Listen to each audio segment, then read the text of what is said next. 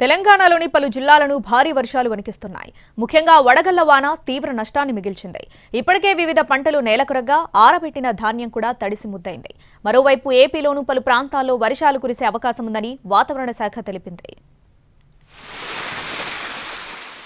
నిర్మల్ జిల్లాలోని పలు మండలాల్లో కురిసిన వర్షం అన్నదాతను అతలాకుతలం చేసింది. ముధోల్ మండలంలో తీవ్రమైన గాలులతో కురిసిన వడగళ్ల వానకు పంటలు నేలపాలయ్యాయి. జొన్న, నువ్వు, మొక్కజొన్న పంటలు నేలకొరిగాయి. ఎండబెట్టిన మక్కలు తడిసిపోగా జొన్న పంట నేలకొరగడంతో తీవ్రంగా నష్టపోయామని రైతులు వాపోతున్నారు. మెదక్ జిల్లాలోనూ భారీ వర్షాలు విధ్వంసం సృష్టించాయి. రైతన్నకు అపార నష్టం మిగిల్చాయి.